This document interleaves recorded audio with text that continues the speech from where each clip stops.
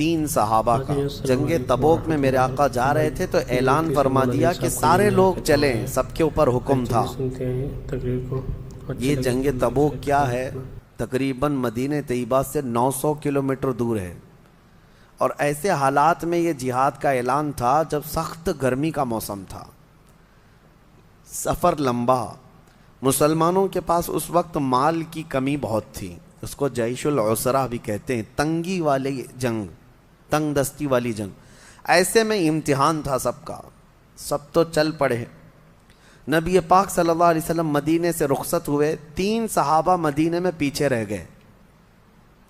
وہ تینوں صحابہ میں سے ایک حضرت کعب بن مالک، ایک حضرت مرارہ، ایک حضرت ہلال، یہ مخلص مومنین ہیں، صحابہ ہیں، منافقین کی بات نہیں کر رہا ہوں، سچے صحابی رسول ہیں، لیکن پیچھے رہ گئے، فوج میں شامل نہیں ہو سکے۔ حضور پاک صلی اللہ علیہ وسلم کے ساتھ جانا تھا لیکن جا نہ سکے، سب جوان تھے، سب طاقت والے تھے، سب کے پاس حیثیت تھی، کیوں نہیں گئے؟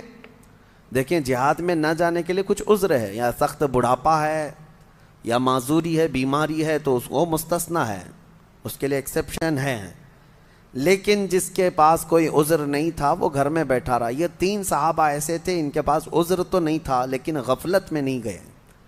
کس طرح کی غفلت؟ یہ سوچتے ہوئے کہ ابھی مدینے میں ہی ہے، صحابہ حضور کے ساتھ جا رہے ہیں، اٹھ کر کے شامل ہو جائیں گے، جیسے پیچھے کھڑے رہتے ہیں نا، ابھی امام صاحب تو قرات کر رہے ہیں، رکوع میں جانے کے وقت شامل ہو جائیں گے۔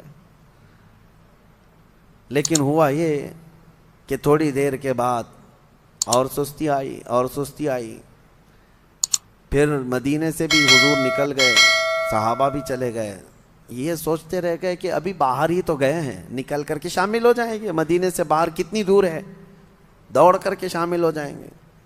پھر سو گئے اور قافلہ چل پڑا۔ یہ ہمارے ساتھ بھی ہو سکتا ہے اور ہوتا بھی ہے، اور ہم بہت ساری بڑی بڑی چیزیں کھو جاتے ہیں، نمازیں کھو جاتے ہیں، بہت ساری چیزیں ایسی غفلت کی وجہ سے ہوتی ہیں۔ بہرحال وہ صحابہ اکرام تھے، رہ گئے، اور نبی پاک صلی اللہ علیہ وسلم کا قافلہ اتنا دور چلا گیا کہ یہ دوڑ کے بھی نہیں پکڑ سکے، مدینے میں ہی رہ گئے۔ جنگ تبوک حضور صلی اللہ علیہ وسلم تشریف لے گئے، وہ اللہ کے نبی کی نظر ہے، ہر صحابی کو جانتے تھے۔ آج جو سلام بھیجتا ہے امتی، میرے آقا فرماتے ہیں، اس کو میں اس کے باپ کے نام سے پہچانتا ہوں۔ تو جو اس زمانے میں صحابہ تھے، کیا حضور ان کو نہیں جانتے تھے کہ کون حاضر ہے کون غائب ہے؟ جنگ میں حاضر ہونے کے بعد حضور نے پوچھا، کعب بن مالک کہاں ہے؟ مرارہ بن ربیع کہاں ہے؟ ہلال بن امیہ کہاں ہے؟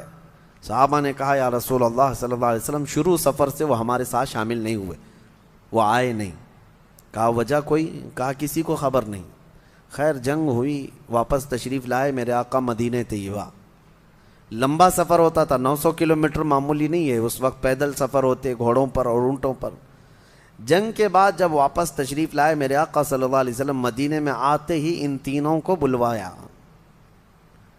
کہاں ہیں یہ تینوں؟ آپ لوگ دین کے کاموں کو ہلکے میں لیتے ہو، اور آپ کو لگتا ہے کہ ناموس رسالت کے لیے کھڑا ہونا یہ صرف کسی مولوی کا کام ہے، یا کسی مفتی کا کام ہے، کسی مبلغ کا کام ہے۔ یعنی ہر ایک پر ذمہ داری ہے۔ 3 نہ جاتے تو کیا فرق پڑتا، ہزاروں صحابہ تو چلے گئے تھے اور جنگ بھی فتح یاب۔ لیکن واپس آنے کے بعد میرے آقا صلی اللہ علیہ وسلم نے سرزنش فرمائی، بلوایا، تینوں آئے۔ یہ پوری حدیث بخاری شریف میں اس کی روایت کرنے والے خود حضرت کعب بن مالک ہیں جو پیچھے رہ گئے تھے۔ واہ واہ، خود ہی اس حدیث کے راوی ہیں، انہوں نے خود اپنا واقعہ بیان کیا ہے کہ کیسے کیسے کیا کیا ہوا تھا۔ پھر نبی پاک صلی اللہ علیہ وسلم جب بلائے تو تینوں صحابہ کہتے ہیں، تینوں، حضور جب ہمیں طلب کیے تو سب سے پہلی چیز یہی پوچھنے والے تھے کہ کیوں نہیں آئے۔ وہ کہتے ہیں ہم نے سوچا کہ کچھ ہیلا کر لیتے، کچھ بہانہ کر لیتے، کسی بیماری کا یا کسی عذر کا۔ پھر وہ کہتے ہیں اس سے کیا بہانہ کریں جو دلوں کے حالات کو بھی جانتا۔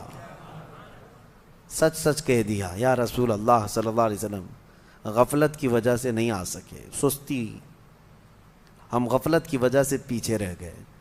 قرآن نے یہی اس میں بیان کیا ہے کہ منافقین پیچھے تو رہ جاتے ہیں لیکن جب پوچھا جائے تو ہیلے بہانے کرتے ہیں، سچ نہیں بولتے.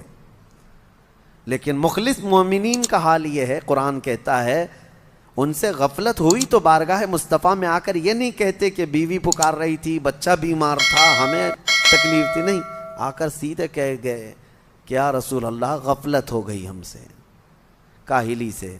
دوسرے صحابی سے پوچھا، انہوں نے بھی کہا یا رسول اللہ سوچتا رہا شامل ہو جاؤں، نہیں شامل ہو سکا، یہ میری غفلت ہے، میری خطا ہے. تیسرے صحابی نے بھی یہی کہا کہ غفلت ہے. پتا تھا ان کو کہ سزا ہو سکتی ہے. یاد رکھو سزا کے ڈر سے کبھی جھوٹ مت بولو. ایک جھوٹ کو چھپانے کے لیے کئی جھوٹ گڑنے پڑتے ہیں.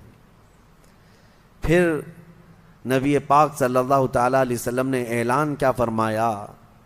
دوسرے سارے صحابہ تھے مسجد نبوی میں، سب سے کہا اس وقت تک ان سے کوئی بات چیت مصافحہ سلام کلام نہیں کرے گا جب تک ان کے متعلق اللہ کا کوئی حکم نہیں آ جاتا. میں خود ان سے کوئی بات نہیں کروں گا. نبی پاک صلی اللہ علیہ وسلم نے فرمایا یہ بائیکاٹ، اس طرح کا بائیکاٹ کس بات پر تھا؟ سستی اور کاہلی کی وجہ سے نہ آنے پر. آج لوگ ہزاروں ہیلے بہانے تلاش کر رہے ہیں میرے مصطفیٰ کے نام پر کھڑے ہونے کے لیے، اور وہ بھی لولے لنگڑے بہانے ہیں. ایسی آج کسی کی نوبت نہیں آئی ہے کہ اس کی گردن پر تلوار رکھ دی گئی ہو کہ اگر حق بولے گا تو کاٹ دی جائے گی. نہیں ہے. اگر ایسا ہوتا تو آپ کا یہ کم ظرف آدمی اور کم علم آدمی اتنا نہیں چیخ رہا ہوتا، اتنا نہیں چلا رہا ہوتا. ہم جتنا بول رہے ہیں الحمدللہ ہم جانتے ہیں اللہ اور اس کے رسول کی رضا کے لیے بولتے ہیں. جب تک اللہ نے آزادی عطا کی ہے حق بات بولتے رہو. اور سب سے بہترین اور افضل جہاد یہی ہے، ظالم بادشاہ کے آگے حق کلمہ بیان کرنا. آج نہ جانے کتنے ہیلے بہانے ہیں، کتنے بہانے ہیں. مجھے پتا ہے 1-2 سال پہلے پتہ نہیں کیا کیا چیزیں پیش کر دی گئی تھی ہمارے خلاف.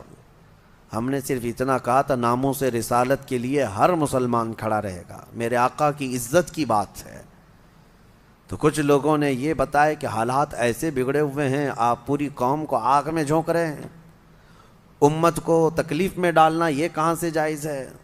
میاں حق بات کے حصول کے لیے تکلیف میں جانا ہی پڑے گا. نبی پاک صلی اللہ تعالیٰ علیہ وسلم کو بھی کیا تم الزام لگاؤ گے کہ جب ان کے پاس کچھ مال تھا ہی نہیں، تلواریں نہیں تھی، ہتھیار نہیں تھے، 313 نہتے صحابہ کو لے کر بدر میں کیوں چلے گئے؟ کوئی سوال کرے گا؟ جان جوخم میں کیوں ڈال دیا؟ حق بات کے حصول کے لیے قربانیاں دینی پڑتی ہیں. تمہیں صرف اور صرف اپنے اسباب پر بھروسہ ہوتا ہے. نادانوں اٹھو، کھڑے ہو جاؤ. اللہ کے اعلان کا بھی کوئی مطلب سمجھتے ہو کہ نہیں؟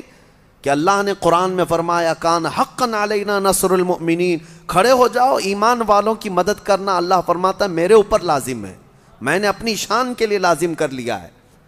اللہ تعالیٰ اپنے لیے فرما رہا ہے ہم نے لازم کر لیا ہے اپنے اوپر، ایمان والوں کی مدد کریں گے. اس پر کسی کا یقین نہیں. لولے لنگڑے بہانے اس طرح کے یاد رکھو. اس کے لیے میں بات کر رہا ہوں جس کے سامنے تمہیں قیامت کے دن کھڑا ہونا ہے. اسی کی شفاعت کے طلبگار رہو گے. کہاں جاؤ گے منہ چھپا کر؟ ان سے جو منہ پھراؤ گے تو کہاں جاؤ گے؟ وہاں تو قیامت کے دن ہر نبی یہ کہے گا آج ہمارا نہیں ہے معاملہ، جاؤ محمد رسول اللہ کے پاس. ان کے لیے میں آج بات کر رہا ہوں جن کے سامنے تمہیں کھڑا ہونا ہے. مجھے پتا ہے ہماری یہ بات دور دور تک جائے گی اور پہنچے گی.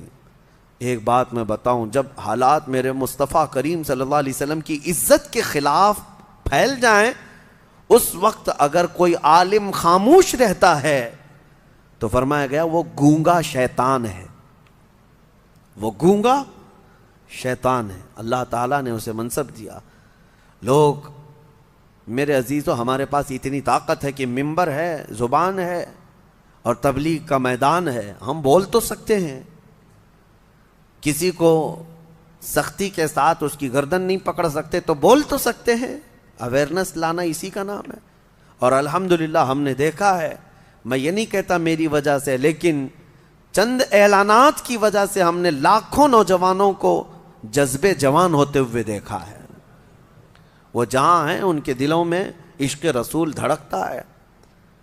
اسی لیے میں آج یہ کہتا ہوں، وہ 3 صحابہ کو دیکھو، جنگ تبوک میں نہیں گئے، حضور نے ان کا کلی طور پر بائیکاٹ کا اعلان کیا کہ ان سے نہ کوئی سلام کرے گا، نہ مصافحہ کرے گا، نہ کوئی بات چیت کرے گا۔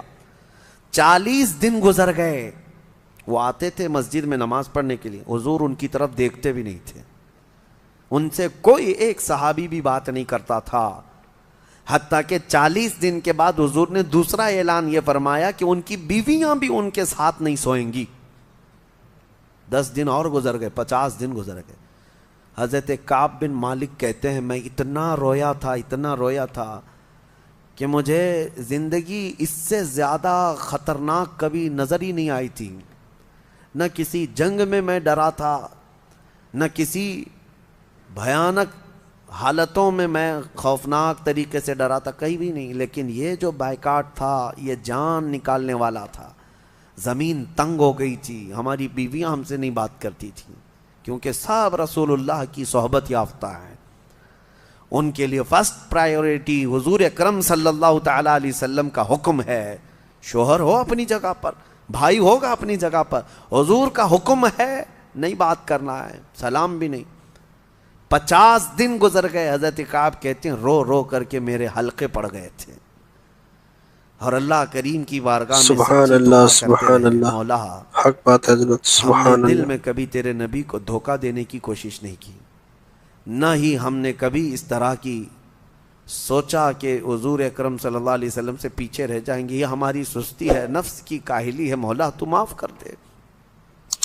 ان صحابہ کے رونے پر مولا کریم رحمت والی آیت نازل فرمایا، اپنے حبیب صلی اللہ علیہ وسلم پر آیت نازل ہوئی، وَعَلَى الثَّلَاثَةِ الَّذِينَ خُلِّفُوا حَتَّى إِذَا ضَاقَتْ عَلَيْهِمُ الْأَرْضُ بِمَا رَحُبَتْ، اور وہ 3 لوگ جن پر زمین تنگ کر دی گئی تھی، اور ایسی تنگ ہو گئی تھی کہ ان کی سانس لینا ان کے لیے مشکل ہو گیا تھا۔ ثُمَّ تَابَ اللَّهُ عَلَيْهِمْ لِيَتُوبُوا، پھر جب وہ اللہ کی طرف لوٹ آئے تو اللہ بھی ان کی توبہ قبول کر لیا۔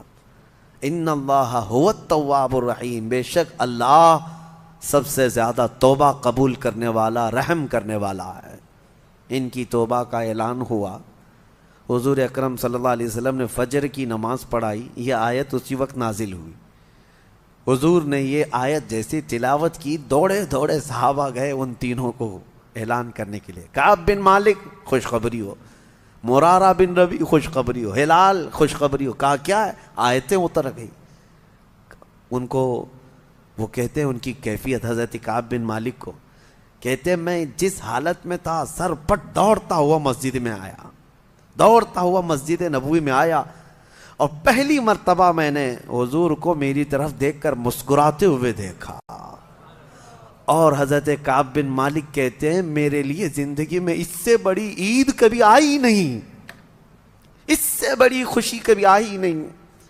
جتنی خوشیاں زندگی میں آئی تھی سب ایک طرف، لیکن جس دن ہماری توبہ کی قبولیت کی آیت اتری اور میرے نبی کو مسکراتے دیکھا، صحابہ کہتے ہیں اس سے بڑی خوشی میری زندگی میں کبھی نہیں آئی۔ نبی پاک صلی اللہ تعالی علیہ وسلم اسی لیے کہا گیا ہے جس کی تسکی سے روتے ہوئے ہنس پڑے، اعلیٰ حضرت نے فرمایا ہے جس کی تسکی سے روتے ہوئے ہنس پڑے، اس تبسم کی عادت پہ لاکھوں سلام۔ وہ دلوں کا قرار ہے، وہ دلوں کا سکون ہے۔ صحابہ اس کے لیے ہر اسٹرگل کرنے کو تیار رہے۔ انہوں نے یہ نہیں کہا کہ حضور نے بائیکاٹ کا اعلان کر دیا ہم خاندان میں کیسے رہیں گے، نہیں، وہ ہمیشہ یہ کہتے رہے سبحان اللہ سبحان اللہ، حق بات ہے حضرت، 50 دن سبحان تک اللہ۔ صبر کرنا معمولی بات نہیں، 2 مہینے کا عرصہ گزرنے کو آ گیا تھا، بیویاں نہیں بات کر رہی، بچے نہیں بات کر رہے، گھر والے نہیں بات کر رہے، پڑوسی نہیں مل رہے، صحابہ نہیں مصافحہ کر رہے، خود رسول اللہ نہیں دیکھ رہے ہماری طرف، پھر کیا حالت ہے؟ لیکن ان کے صبر کا اللہ تبارک و تعالیٰ نے ایسا صلہ دیا کہ توبہ قبول تو کر لی، لیکن ان کی توبہ کی قبولیت کو قرآن بنا کر کے قیامت تک کے لیے نازل کر دیا۔ اب قیامت تک مومنین تلاوت تو کرتے رہیں گے، لیکن ساتھ میں یہ بشارت بھی ان کی اس میں ساتھ رہے گی۔ 3 لوگ پیچھے تو رہ گئے تھے، لیکن اتنا روئے کہ اللہ نے ان کی شان میں قرآن میں آیتیں اتار دی۔